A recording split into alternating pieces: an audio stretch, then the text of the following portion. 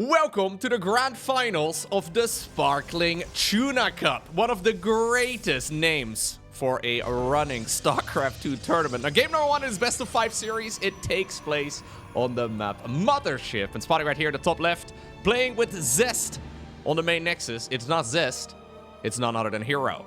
His opponent in the upper right, playing right here with the blue SCVs. You know him, you love him. We have ByuN.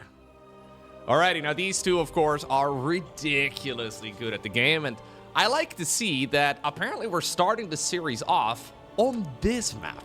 Mothership is one of the crazier finalists of the Team Liquid map contest, and, well, apparently ByuN is immediately gonna use the knowledge of this being a 3-player map to go for a command center first inside of the main base.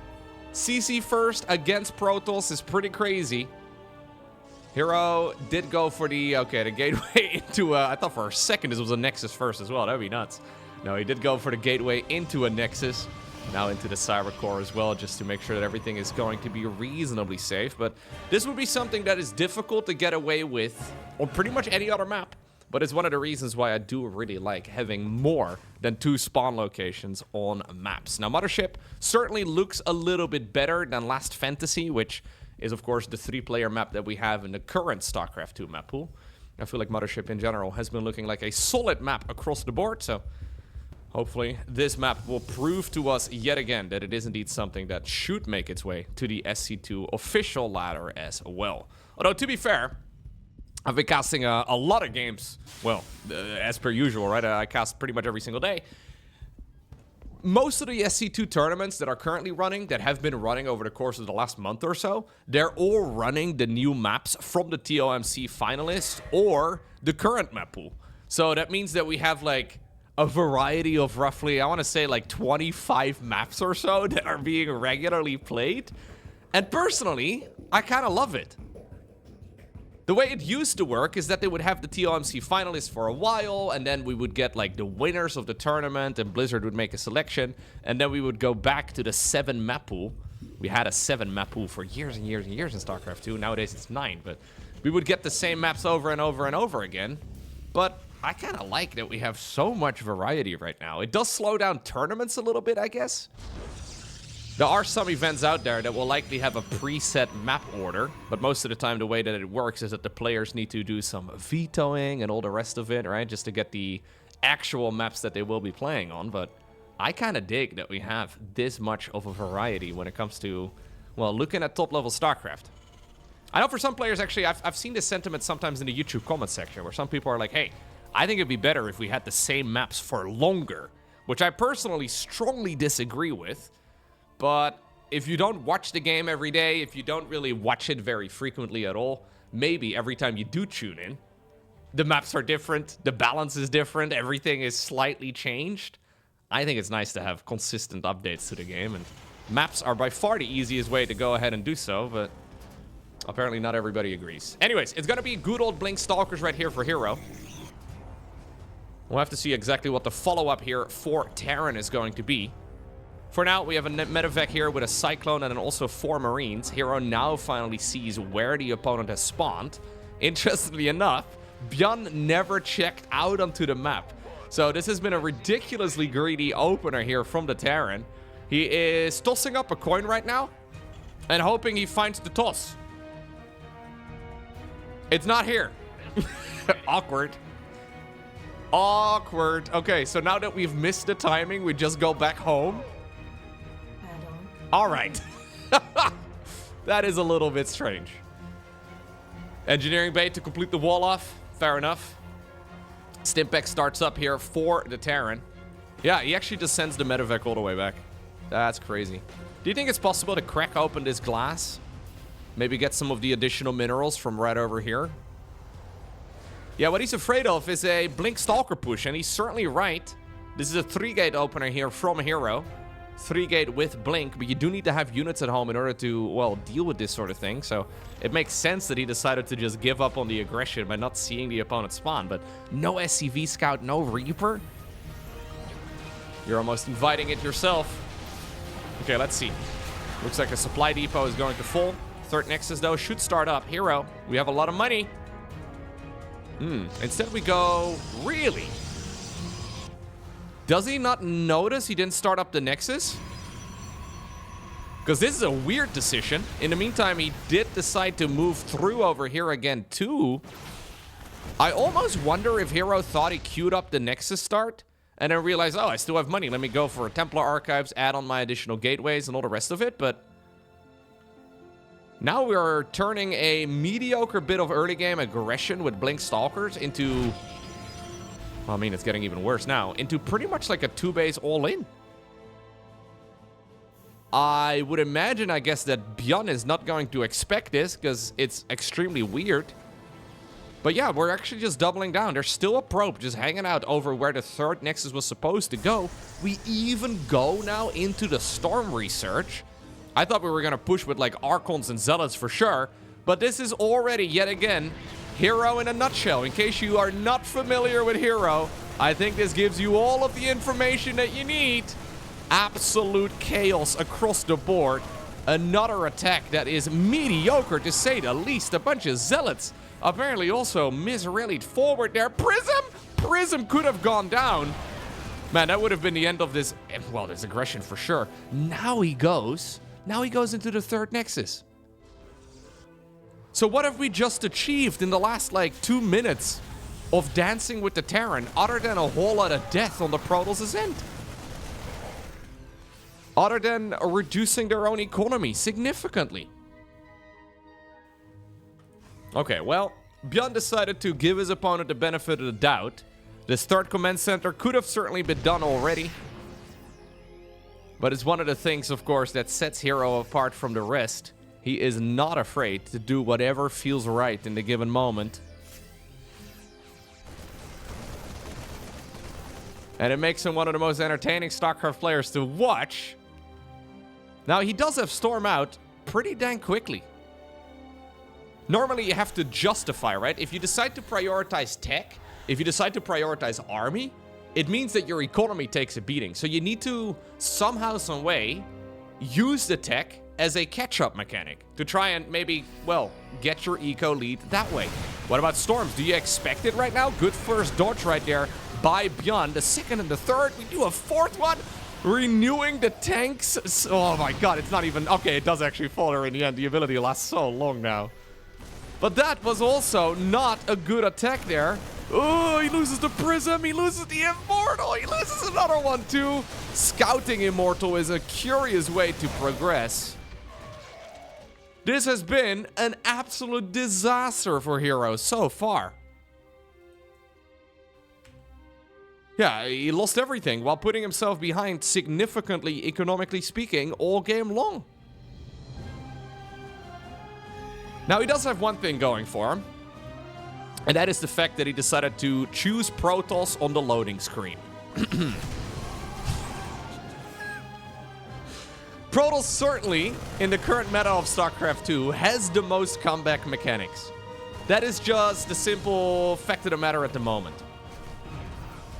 If you fall behind as Terran, it's really difficult to come back. If you fall behind as Zerg, likewise, I think it's very hard to come back. Protoss, though, has a lot of ways in which things can still spiral back in your favor. He's gonna have Storm, he might go into Disruptors, he can go into Colossus, he can do a lot of stuff that can, well, especially in the form of splash damage, can get him the advantage yet again. What I'm mostly worried for right now, though, for hero, is he's doing a single High Templar Storm drop. Hero is a madman. He's having a good time, man. He's just playing for fun. You love to see it. What I'm worried for, though, is a timing attack here from the Terran. Oh, no.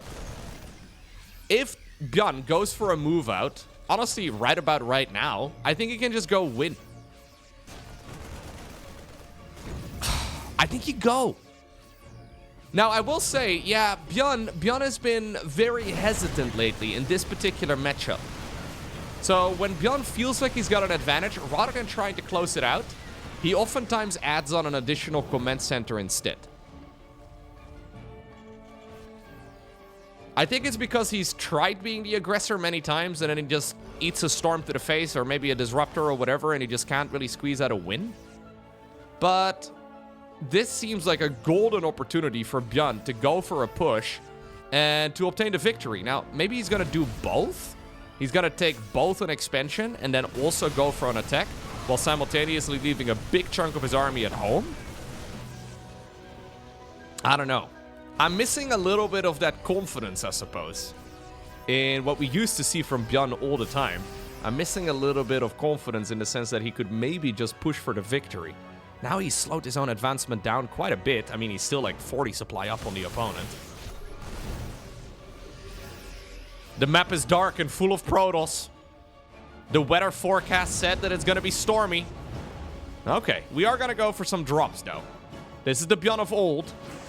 Looks like he's found a High Templar in the middle of the road. Fair enough. hero at 129 supply on 4 Nexus. Getting all of the tech. We're going into the Colossus. We're getting a Stargate going right now. We're doing a little bit of everything. I think hero right now is reading correctly that his opponent indeed is playing this very cautiously, maybe a little bit too cautiously. And because of that, he thinks it's the right move to indeed just get all of the tech going and not really worry about army so much. I mean, he's got 17 Zealots and 10 High Templar. That's basically it. That's a lot of Templar, by the way. This is the same hero who, when the patch first went live, refused to make any High Templar at all. Remember the first few series that I did cast about a month or so ago featuring hero on the new patch? He was only ever playing Robo. He just didn't go for Storm at all. And now he's rushing out Storm. Now he's got pretty much, well, 50% of his army just in High Templar. Okay. We go for 2 additional Stargates. We now add on a Fleet Beacon. Man, I love watching hero play. He plays this like an absolute madman. He plays this in the most risky way possible. Yeah, ByuN believes that his opponent is going to be expanding over here at some point. He does not even know about the bases down south. hero has now decided to even take the 3rd player's spawn location on this map. This is the main base of a player that could spawn over here. And ByuN has no idea. ByuN is just playing this as safely as possible. And sometimes when you try to play super safe, you just end up taking risks instead. Is this really the right play, ByuN? ByuN's like, well, 1 condom is good. What about a 2nd condom? What about 4? I just stack them on top of each other. ByuN, are you really making it better? I don't know, dude. This seems like... Okay, anyways, Fusion Core coming up. We're gonna go Liberators with ranged and Mass Command Center Ghost. That's the plan. And it's a unit composition that has proven time and time again that it's a great... It's a great army, right? It's the usual late game that you go for Terran. But if there ever was a game where ByuN could be the aggressor before the late game, it would be this one. And now, with all of this hyper greed from hero, I think he's done a great job getting back into the match. Look, it doesn't really matter if you max out eventually, right? As long as you get the job done. As long as you get there at some point, life will be okay. He's getting the carriers out. He's getting the Mama ship built. Curious, by the way, to see carriers. Most of the time in this matchup, you go Tempests. But apparently, we go straight carrier instead. A little bit of a Zealot run by over here, too, to open up some more supply again. He's getting all the upgrades as well. We have a 2nd Cyber Core inside of the main to go for double Skytles upgrades. I think ByuN right now may be noticing the ticking time bomb that this game is becoming. hero decided to take the latest possible 3rd base ever, and then decided to play as greedy on the back of it as possible to effectively still be fine. And I think right now he's honestly A-okay. Yeah. He's taking another base. He's now got so many expansions that he's not even remotely close to being able to mine any of them optimally. He's just sprinkling High Templar all over the map. Look at this army composition too, man, of Protoss. It is just a compilation of stuff. Okay. He's actually feeling like he can go for a push right now, and I don't entirely disagree. Although it's 2 Colossi, it's a bunch of High Templar, we have 3 carriers, a Mama ship, some leftover Stalkers as well, fair enough. It's a weird comp, but I mean, he just keeps on storming. And to a man with 10 High Templar, everything's Psy Storm.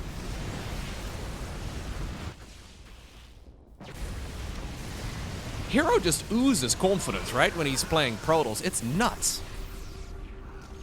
The absolute Giga Chat of Protoss. I love it. It's so cool. I feel like this would never work if I were to give it a try. I feel like I would have been a dead Protoss like 10 minutes ago. When the first, like, 3-gate opener didn't work. And then I forgot putting down the third Nexus and instead decided to go Storm. That also didn't do anything. I feel like that would have been the end of the game for me, but hero never doubts himself much, and it's how he's won many tournaments over the years. But look, he's got these bases, but there's no mining happening because he's got 78 probes, and all of them have efficient mining. Well, maybe there's a bit of a movement over here that he could do, but he's got workers for like 5 bases, and he's making like 10.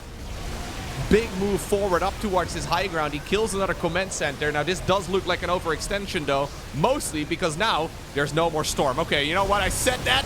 Immediately, the High Templar move in. EMPs are nice, though, from ByuN. He's managing to dodge the Storms for now, and the Viking count is huge. Gonna be able to kill pretty much all of the Skytol's units. And ultimately, ByuN does still hold.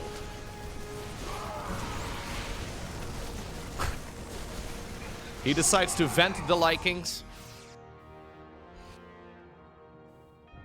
Or lent the Vikings, whatever. And go for the push. Okay. I'm not sure if I like this position anymore of hero. I mean, sure, he's still got a banger army and a good economy and all the rest of it. It's just that I feel like ByuN could go and kill him. I think sometimes you just have to...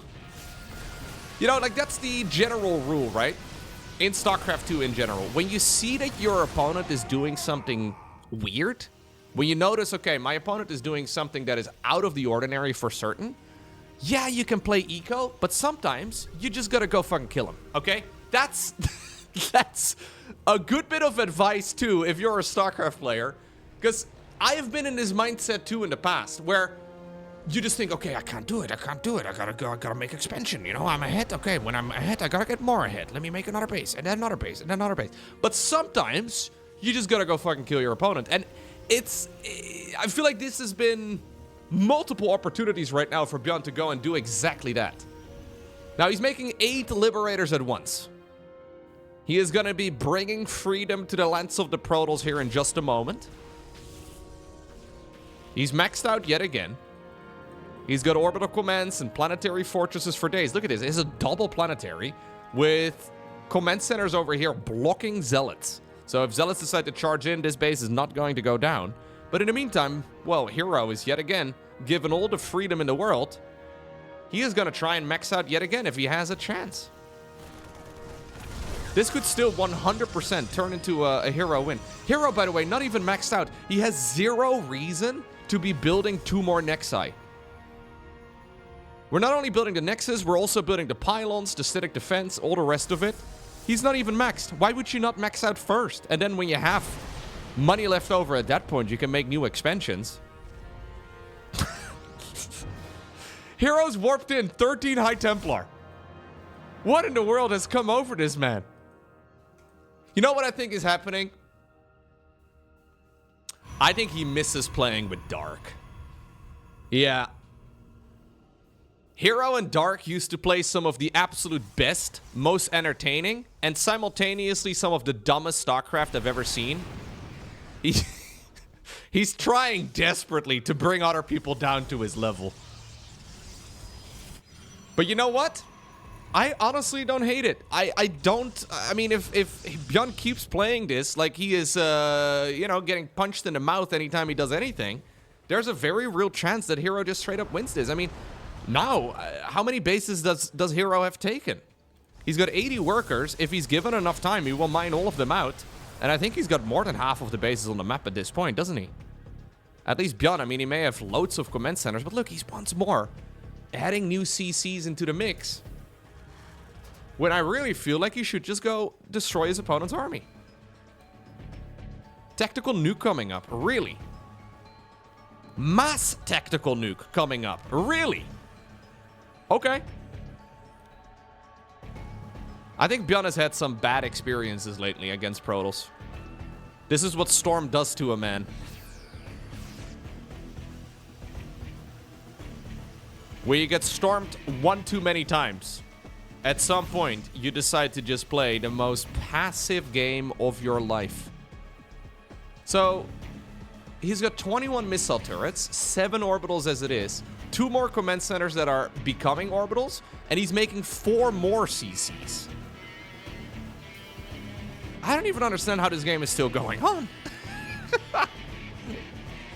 I think almost... Maybe that's what happens to hero as well, right? Maybe for hero, in his mind, this game ended when he was on 2 bases. And then he's decided, you know what? This game is already over. Let me just try and come up with literally any way in which I might obtain the victory. Tactical nuke, number 1, being sent across the skies onto, well, again, a very conservative spot. This over here is the ghost that is casting it. No longer is that nuke gonna go off.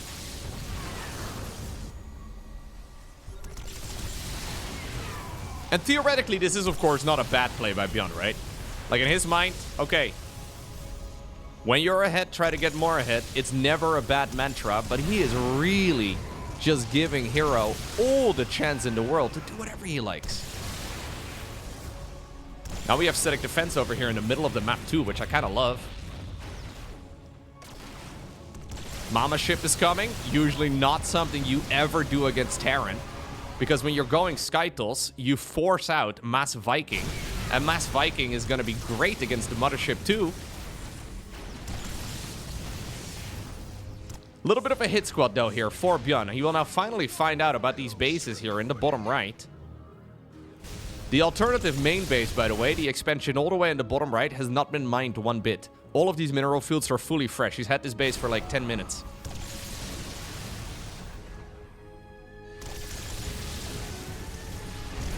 Okay. Nice targeting, though, here by hero. He needs to be careful, but Storm... Ooh, really? We're running through the Storm? I mean, he did EMP all of the High Templar here. I'm sure there's more Templar. I say that. There's only 2. What? What happened to the 69 High Templar that he's had this game?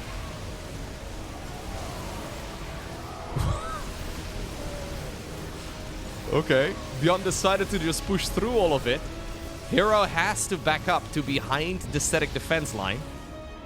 ByuN decides to back off yet again. We've had 31 High Templar this game. That's crazy. We've had about as many High Templar as we've had Stalkers in Terran versus Protoss. Well, ByuN has found the perfect solution for the situation. What we need more of is tactical nukes. We get 2 more already done. There's 1. And we're gonna see another one on the production tab as well. Looks like this one will indeed land. Tactical nuke number 2 also being sent down south. The other one is going to go down onto some more static defense here. So nukes are 100 minerals, 100 gas each. Photon cannons are 150. 150 minerals, that is. So it's always a gas loss, as there are a bunch of stalkers here. Somehow they're lost. But you do always lose gas versus minerals, which usually is not ideal. And why we usually don't quite see tactical nukes being thrown away like that. But ByuN has some minerals to work with and quite a lot of gas too. Planetary Fortress, by the way, is going to finish up right next to the 4th base of the Protoss. But immediately it is going to get sniped. Still though, it's a costly snipe. Yeah, hero is certainly paying the price. Little hit squad of Terran units again down south. It's Immortals. Marauders here. 1 Marine, and then a whole lot of Ghosts. Ghosts are usually kind of terrible for sniping bases, but it might just work out.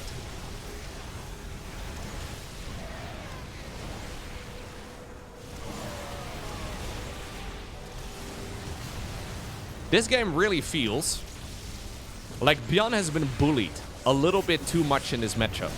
And it also feels that we have learned who the bully has been. I think it's been hero all this time.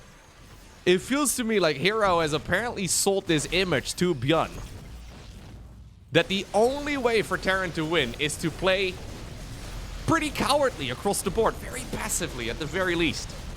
And hero is now using all of that info against his opponent brilliantly. Now, it might still not work out, though, in his favor, because ByuN is still doing an excellent job just getting all these important units going. The map feels huge, by the way, because while the Medivacs are gone and this Protoss army is going to be able to destroy the Terran, it could create an opportunity for the Terran to move through. Additional gateways coming up. Okay. Remember the base where previously a planetary fortress was built?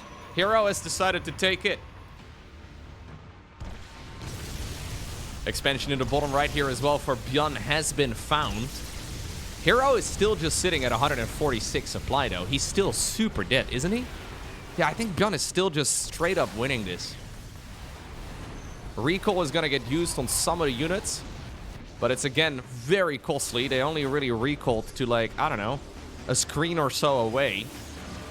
Tactical nuke, yet again, is going to be flying across the map. Apparently, it's the easiest way to get rid of some of the static defense, or at the very least force the Protoss out of position. And ultimately, you do have to hand it to ByuN here, right? The way that he's progressing here, in my mind, is too safe. But it does seem to be working. It's the slowest suffocation you can go for as a Terran player. But I think it might very well be effective. I don't know if the goal is to bring every minute, or every game rather, down to minute 30. But it does seem like it's working out. His army is just so freaking big. Yeah.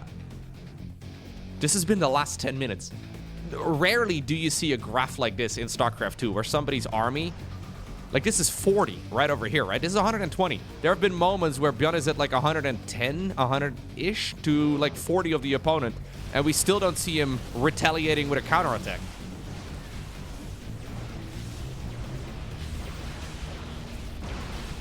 This is one of the weirdest games of StarCraft 2 that I've seen on the new patch. And the only reasoning that I can come up with is that hero is a bit of a madman. But I think ultimately it works out, though. I think for ByuN, you vent the Likings one more time. No, we don't even need to. Now, he knows about the base over here, but he's afraid of a big counterattack. I guess the alternate solution here, or maybe the alternate reality here, is that maybe ByuN just has a massive misread of the state of the game. But that really wouldn't make a whole lot of sense. I mean, hero is very good at making his army look a lot more menacing than it actually is. I don't think there's a Protoss player really better at it than hero, but it certainly does feel like this has been a ByuN win since about minute 5. And now we're at minute 29.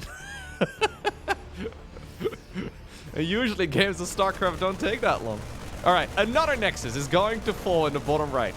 Alright, next to the one that already died just about a half minute ago. Another Zealot run by here. This Zealot run by the way, is like half of the total amount of army supply that hero has. He snatches a couple of his own Zealot kills there with the Disruptor. We vent the Likings one more time. I don't know why. There was no reason to land them at this point. I guess if you land them, you can get them disrupted a little bit easier. Yeah, sometimes if you've been standing for too long, right, you want to sit down for a little bit. It doesn't make repairing any easier, though, but here we go. GG gets called. It's ByuN who wins game number 1 in one of the most extraordinary games of StarCraft I've seen on the new patch.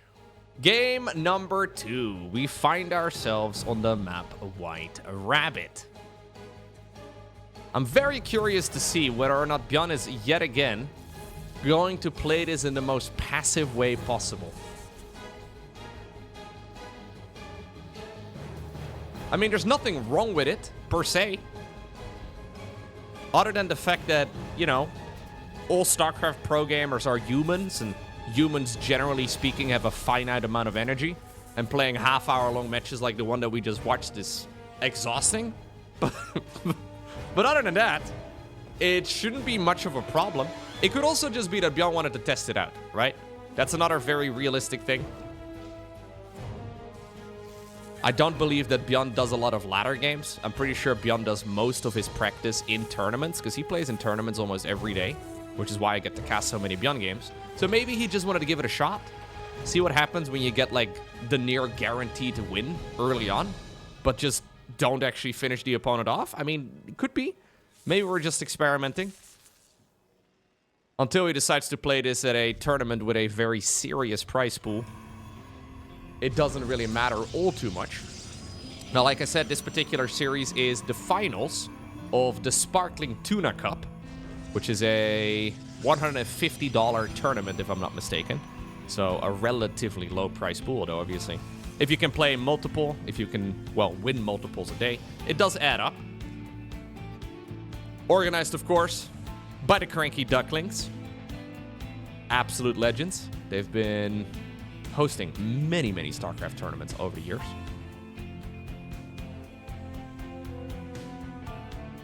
This time around, though, we do have a Reaper going across the map. Yeah, all of their tournament names, everything they do, has some sort of water, animal type of... They have, like, the Tenacious Turtle. There's, like, it's the TTT. Tenacious Turtle, something. There's something about ducks, water, creatures, animals, and all the rest of it and everything they do. Tussle. I think it's Tussle. Tenacious Turtle Tussle. Something along those lines. I love it, though. It's kind of fun.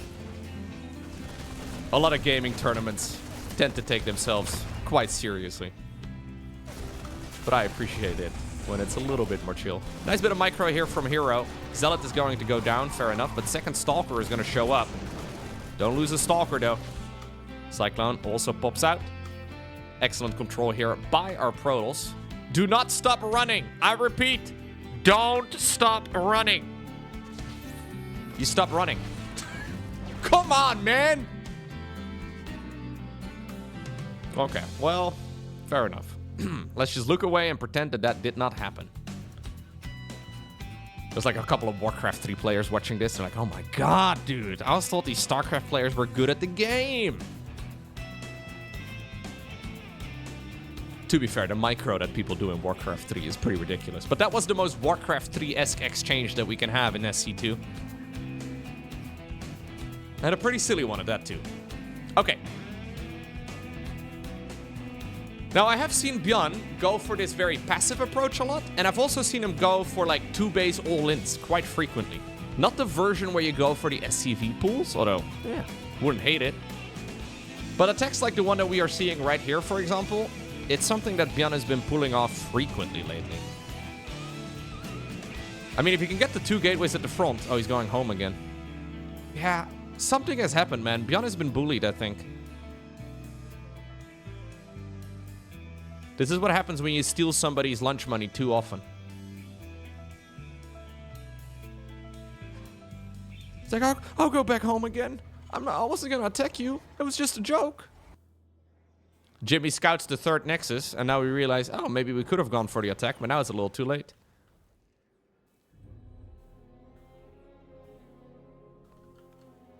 Giga Chad Hero is once more moving to the front.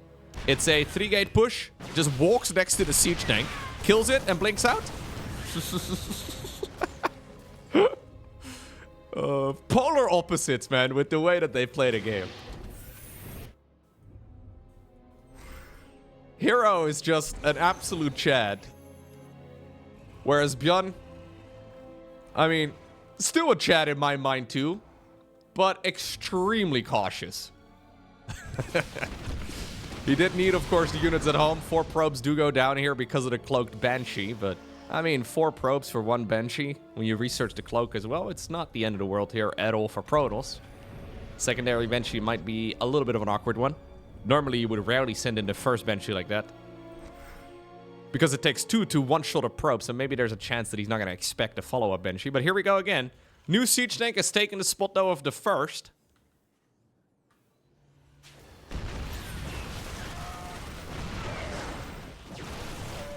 Nobody really calls him that anymore. My hero in the GSL days was always known as the Smiling Assassin. So when I see him play like this, I can also picture the little smile on his face, because he would always be smiling. Well, he's now assassinated Stimpak, which is just going to force ByuN into the most passive approach yet again. Losing a tank, losing Stimpak, you may as well just force Terran to do nothing for the next 10 minutes. If that is the goal here for hero, I mean, it's well, exactly what he needed, right? Like, he got all the important stuff out of the way.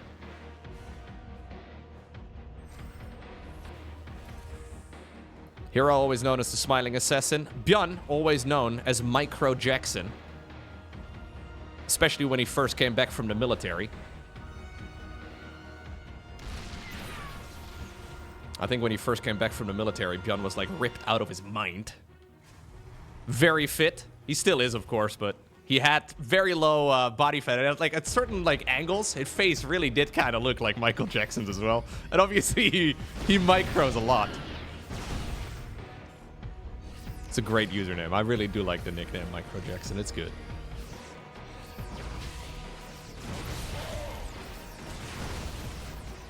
Okay, Stalkers blink away yet again. Stimpak, combat shields +1. It will all finish up eventually. So it's not like the upgrade snipe is that big of a deal, but any sort of attack that Terran usually does leans on those upgrades finishing. And when one of them is, especially the most important one being Stimpak, my god, hero, what is this? Really? We can actually just push through there? He just got all the tanks there too, that's crazy. We had an Immortal walking in. Alright, sure. He's got a 4th Nexus. Yeah, maybe it's fine. Hyper-aggression yet again right now from hero. Big switch up into Zealots all of a sudden, though. Looks like the Immortal. Just a scouting Immortal, don't worry about it. He's using his little legs to run back home ASAP. We now have 18 Zealots out on the map. And I guess he's mostly just trying to be a nuisance. I don't think you can fight that. Well, you're gonna force a lot of attention away from it, I guess. And with the SCVs turning their drill arms as well to the Zealots. It's gonna be costly as far as the Zealot losses go, but he also does kill 10 SCVs. Another medevac falls here too. Hero has dialed the aggression up to 11 all of a sudden. Second Robo coming up together with the Robo Bay. I think the only reason why Hero stood a chance in the previous game was because of Psi Storm. Now he's skipping it altogether. Make it make sense. I will say that playing against somebody like Hero is got to be one of the absolute worst things in StarCraft 2. Like, nobody wants to play in tournaments against Serral, for example, just because Serral is a bit of a monster. But at least you know what you're gonna get. Like, at least you know what you can expect from the opponent. With Hero, it could be literally whatever. Any strategy is technically possible. Any build order is something that he will be keen to go for. Look at the Immortal flank right now. Where are you guys coming from? And why is it working out? So much damage is being done here by the Protoss. And this is all leaning into those first 4 Stalkers, walking into the Terran's natural, sniping the siege tank, and then blinking away. Immortals do not survive, so they don't live up to their name. Prism falls, and this may have been an overextension. Disruptor waits in the tall grass. Oh, okay. That's a line of sight blocker, so you can't quite see through it. Fishing for another lucky hit, it doesn't quite get it. 5th Nexus in the meantime starts up.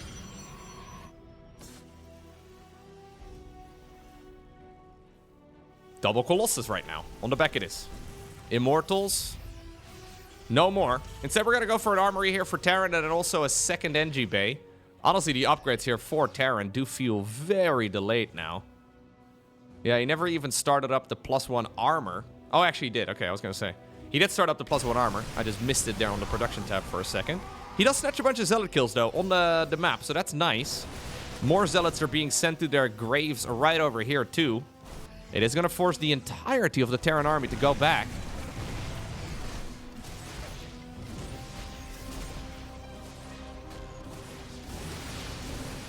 Yeah, and hero is throwing away a few too many units for my liking. Now, how is ByuN going to celebrate this advantage? Ah! Of course, the advantage in the engagement gets celebrated by building a new command center. To be fair, I don't think this is really a spot where you can go for a push. In the meantime, we have a double expo here for hero. With this one just finishing up, he already takes his 6th Nexus too. He takes his 6th base by the time that Terran starts up a 4th.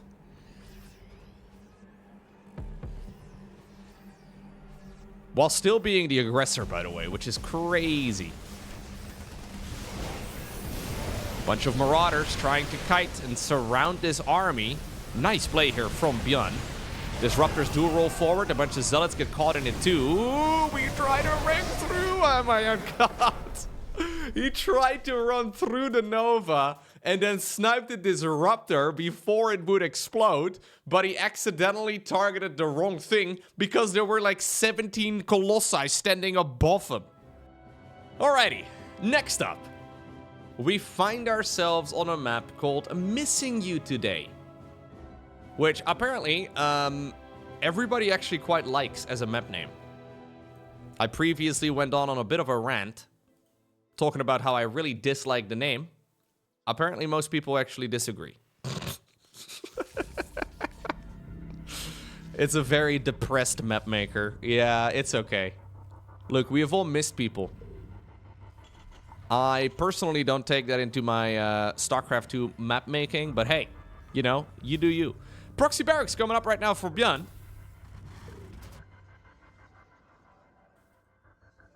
Yeah, therapy is expensive, right? So I guess, especially if the waiting lists are very long, I guess maybe it makes sense to just put it onto your StarCraft 2 map design instead, and then people will maybe ask you, like, hey, how are you doing? And that way, yeah, you might finally be able to talk about it. I mean, I'm certainly talking about it, so that's nice. What are we gonna do, though, with the proxy Rex? Good old Reaper, fair enough. Cybercore coming up so far here for hero. It is Cybercore before Nexus, so nothing all too crazy. He knows that something could be fishy here. He's seen the orbital command start up, so he knows that there's a barracks out there somewhere. He just doesn't know where it is. The trick, of course, here for Protoss is that well, it could be right over here. Could be right over there. It has many different locations where it can actually just hang out. So I think now he about knows that it is likely a proxied one.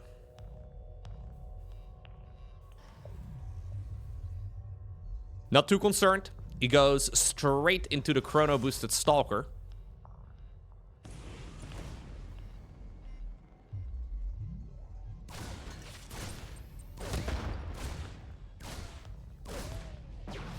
Yeah. Proxy Reapers. I don't mind them all too much. But it always feels like a bit of a useless start for Terran at this level. Like, what did ByuN really get out of it? Now he's gonna have to make the flight of shame back home. And the problem you run into now is that you can't really do too much with it anymore. Like, now you need to wait until the barracks is home before you can actually... Oh, okay. I thought for a second he was gonna use it for scouting here. But now you're gonna have to, like, fly it back home. You can't really make add-ons out of it. Meaning that the follow-up aggression here out of the factory has been delayed. Any sort of Stimpack follow-up, I mean, if you need to make a tech lab as well, obviously, that's all gonna be slightly slower now. And while he does get a couple probe kills, and I think that's kind of necessary to justify this opener, it really doesn't seem too significant. Stalker, in the meantime, by the way, once more, just marched to the other side of the map and started killing. Cyclone's going to be available, though, and that will be nice. Don't stop running, don't stop running, don't stop... Okay, we recall instead. What? What? I've never seen that. The recall somehow got cancelled at the last second. That was the strangest interaction ever. So look, we see a recall, the lock-on, 2 grenades of Reapers, and somehow the Stalker goes into midair. The recall, quote-unquote, completes, but it never moved? I have seen recalled units get Reaper grenaded many times in the past, and it's never a problem. There's gotta be some weird combination of circumstances here that make that bug out.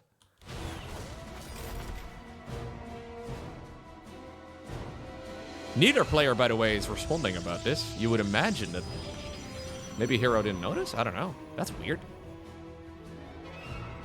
Something very odd just happened there.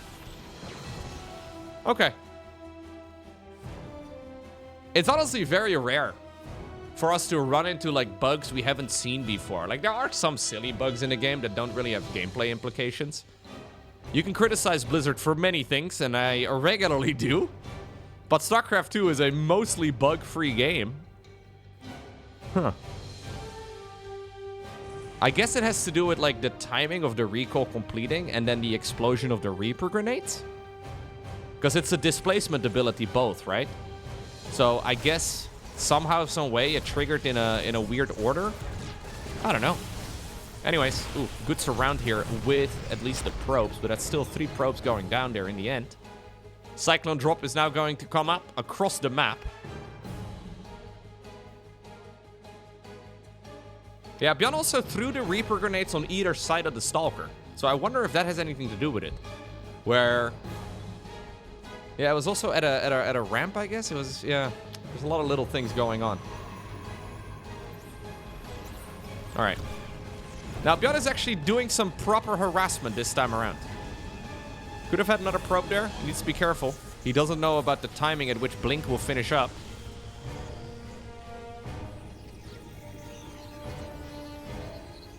Seven probes have been killed, though, this game, which is not bad whatsoever.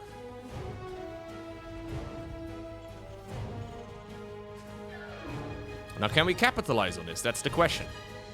Generally speaking, you can capitalize on this by going for like a Stimpack, combat shields, +1 attack timing. But because the barracks was proxied, everything's been delayed a little while. I'm assuming we're going to see maybe double NG Bay here. Wouldn't even be surprised, but I'm assuming we're going to see double tech lap on these barracks. Yep. hero is thinking about jumping across this little crevice, and he will. Siege tank here, not within range, just barely. That Stalker's foot is just narrowly out of range. Okay, well, I mean, that's a reactor going down. Speaking of reactors, no reaction yet from ByuN. Finally, he does something about it. Needs to be careful, though. Those Stalkers are very dangerous. Mass repair on the siege tank is going to keep it alive for now. Cyclone. Followed up by Liberators. 5 probes have already died.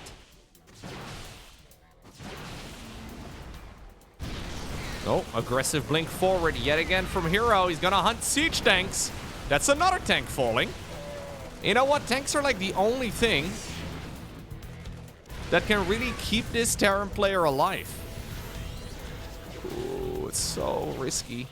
These Stalkers are one shot away from death. You can see the little outline here as to how far the siege tank can shoot. hero is warping in more and more Stalkers, though, and ByuN, yeah, he realizes now that this is indeed just a push that he cannot hold. 4 gateways have indeed been built, and hero returned to game apparently too after the tap out already happened, just to get a couple more kills in, but that is a very swift 2-1 advantage here for hero. That takes us to the map Arisen Memory, which I believe I have seen maybe once before. Certainly not a popular pick, it seems, as far as TOMC finalists go. Some of the other maps certainly have been picked more frequently. Alright. Yeah, hero always seems to just squeeze so much value out of Stalkers in particular. His Stalker control really is second to none. Yeah, the way that hero plays, though, is that, like, in some of the games, right, he looks like an absolute genius. But then in the next game, you can look pretty dumb. I mean, for example, some of the matches he played at the EWC this year at the World Championship come to mind, where he decided to go for proxies and a proxy nexus, and he went for like a proxy fleet beacon, and he started making proxy tempest, right? And it didn't really work at the time, but it's one of those strategies that when it does work, everybody's like, wow, he's so smart. hero is the smartest gamer in the entire world. And then when it doesn't work, everybody's like, yo, what are you doing, bro? That strategy was never gonna work. Are you dumb? Right? And that's very much so the hero playstyle in a nutshell. I guess that's the line between genius and, well, stupid. It is one that hero likes to walk, and it's very entertaining. But sometimes it's difficult to be a hero fan, because you want him to perform well, and he just has, like, sometimes weeks, sometimes months, where he just seems like he's not able to really string anything together. And at other times, he looks like the best player in the world. Well, it's going to be a Phoenix opener this time around.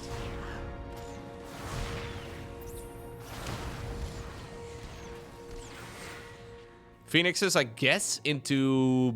I really like Phoenix into charge slots. Yeah. Phoenix into charge slot into Storm, I think is a lot more viable now with the new update.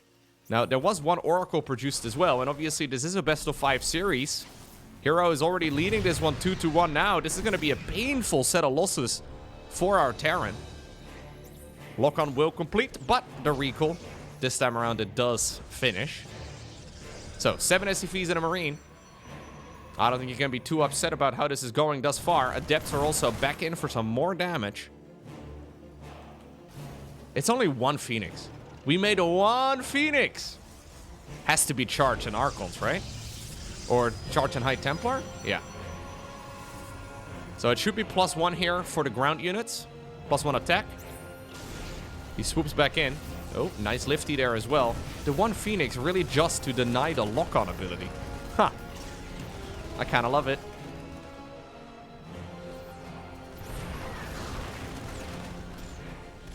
Okay. Well, the Adepts now have been killed. And so has that Oracle. So it's been a lot of losses on the side of Terran, yes. But ByuN still has, well, pretty much all of his attacking units available. And losing an Oracle in particular is quite painful. Charge is also not a very fast upgrade for Protoss. So if ByuN can actually go for a push right now, and this is some of that 2-base aggression that I've been talking about. If he doesn't drive home right about right now, which he has been doing a lot lately, I think he's got a real potential to win the game with this attack. He even pulls some of the boys too. Okay. We are going to do a slow push apparently with missile turrets and bunkers. This is going to give hero enough time to finish up the charge upgrade. It's a near all-in, though, for ByuN. There is a third Nexus here on the left. But I think ByuN is ignoring it because he feels like he needs to deal more damage than just kill the third. Ooh. Oh, that charge. That charge was nice, but those bunkers really funneled the units through that choke point, and it minimized the damage on the Terran army. Okay. Yep, and despite a really strong start here for hero, this is one of the weaknesses, right, of this type of opener for Protoss. When you go for the Stargate, you don't have the quick blink stalkers and all the rest of it. And Terran does indeed commit to a big attack like this one right over here. It's a straight-up bunker rush. You're not going to be able to win. I don't think so. He's getting a Templar Archives right now, as if he could ever get Storm out. Maybe Archons would be nice? I don't know. But he has no gas as it is. Yeah, great push right here from ByuN.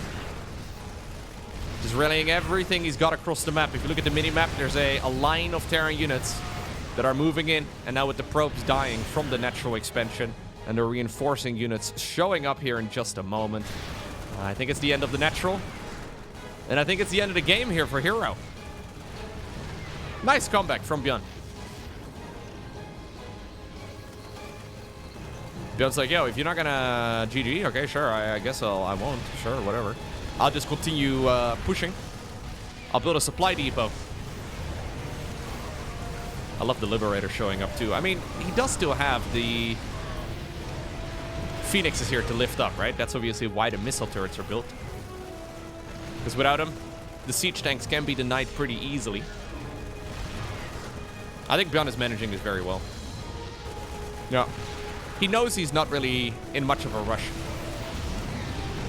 Nice lift off. SCVs here as well, tanking some of the damage, making it difficult again for the Zealots to close the distance. Bunch of reinforcing Marines actually on the wrong side of the fight. A rally point should probably be manually set over here, rather than an all-army hotkey. Phoenixes are accumulating energy, though. Maybe. Nah. I doubt it.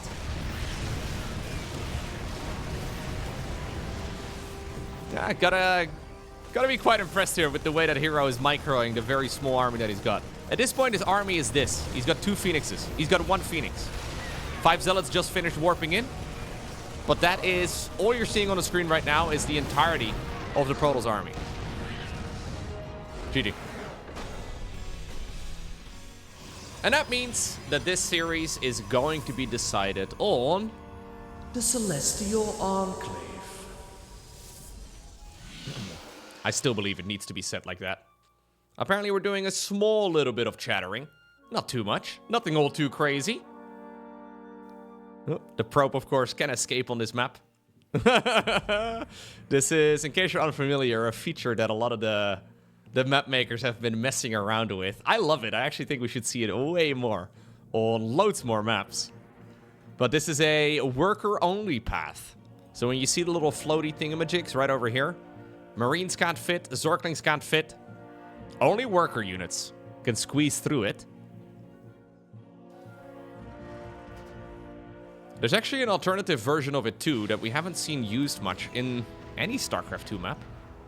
With water slides, where imagine there's like a water slide right over here, where units can only go down but not up.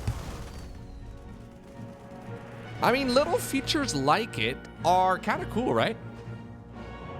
Again, you gotta be, like, StarCraft 2 is beautiful in its simplicity. I think if you add too much, it might take away from, well, the core of the game, but I do like what the map makers have been cooking up over the years. It creates a lot more dynamic situations, right? While still keeping everything easily digestible. I feel like that's a trap you can very quickly fall into if you're not careful, that the game just becomes too weird. So, for example, Xel'Naga Watchtowers are pretty uncommon. We don't actually have a ton of Xel'Naga Watchtowers on this map, for example, right? There's none. But a lot of the new maps don't actually feature them anymore. It's the same for Overlord Pillars. A lot of maps don't necessarily have those. Now, there's one right over here.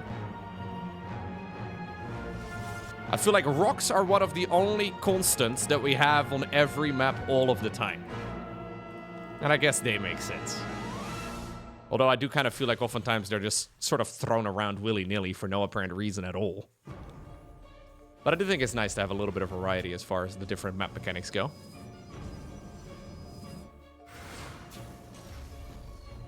And honestly, in my mind, we can add more. I don't mind it. Just do...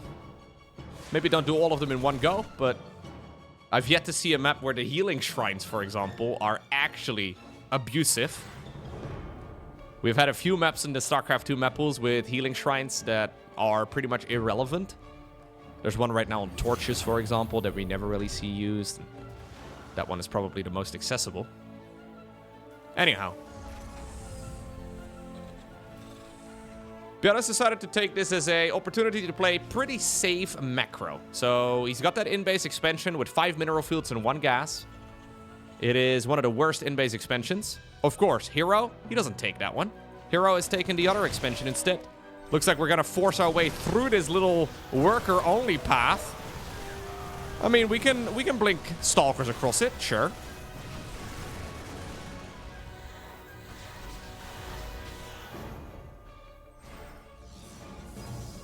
There's nothing on the low ground yet, though. Third Nexus is coming up. This is a 3-gate push, so not a 4-gate. The one adept inside of the prism as well, just trying to be a nuisance. Couple of supply depots dying. Observer is going to provide the high ground vision. That's going to be very critical if you want to continue this push. Oh, nice catch. Great catch right there for ByuN. Splitting up his units. Hero saw the units moving in here in the main base. He thought that that was the entirety of the Terran army. Didn't have the perfect vision, and that is the prism down the drain. which now proves to be very valuable.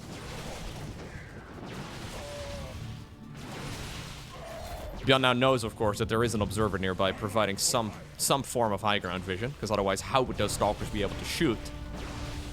Still, though, the damage here is significant, and despite the prism going down, normally that's a cue for Protoss to go back home. herO's like, nah, I'm still gonna dance. Let's see what we can do. Well, we have additional gateways. We've got a Robo Bay right now, finished up as well. Still getting some really solid control in on those stalkers. Now charge begins. Forge starts up as well. Okay. ByuN, in the meantime, really just focusing on trying to stay alive.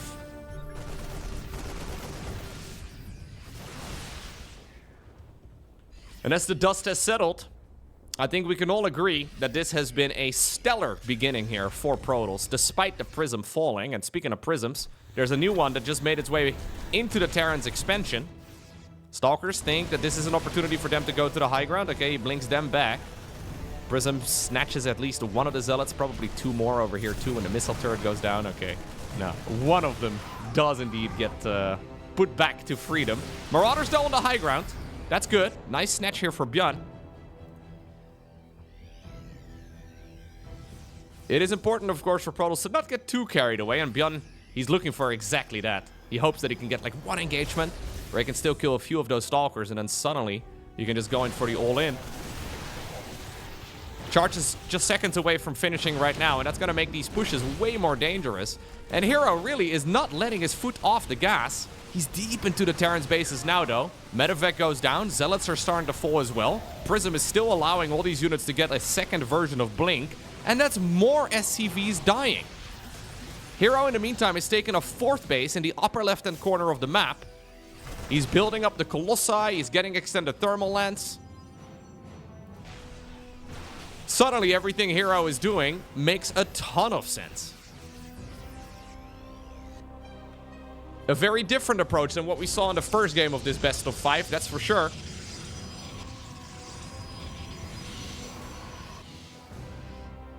But is ByuN prepared for a transition into Colossi and charge slots and +1 ground? I do not know. He does have a third base of his own now. He's thinking about going for the counter-offensive. Fair enough. One Marauder here is going to get sniped for sure. ByuN decides to commit. Okay, so he's retreating the low ground altogether. Maybe leaning into the push here on the other side of the map. This is the first time now that ByuN sees, wait a second, you didn't even bother taking the in-base expo? Maybe that explains how Protoss has got so much money. Recall is going to be used, though, on these troops as well. Colossus appears on the wrong side. Nice pickup micro here by our Protoss, who suddenly decided to lock in. This is, I mean, don't get me wrong, herO's been playing some excellent StarCraft across the board. But this game is the sharpest that herO has played so far in this series, for sure.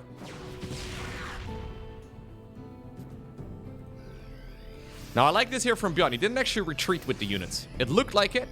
He faked it. He's going to be able to snipe this Nexus easy peasy. Oh. Actually, he wants 2 Nexi. He wants to have the 2 Nexi and eat his cake. Yeah. I think he's going to get the 1. No cancel? Oh, that's 400 resources down the drain, but it's because herO had his camera set up on this right over here. Likewise, the Orbital Command has been taking a lot of damage.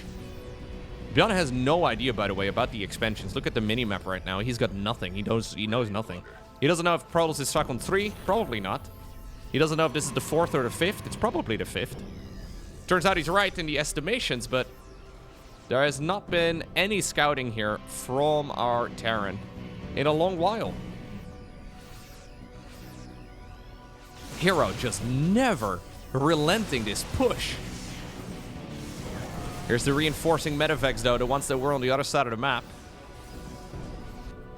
2 new Colossi. Yeah, they can go across the map right now, too, because they have noticed that the medevacs have returned. So we just bring everything that we've got yet again across. Casual 50 supply lead. Let's do a little bit of first-person view. See what herO is looking at while playing the game. It's actually pretty calm. I expected it to be a bit more frantic. But he's waiting right now for those reinforcing units to show up and for a new warp-in of Zealots here to complete.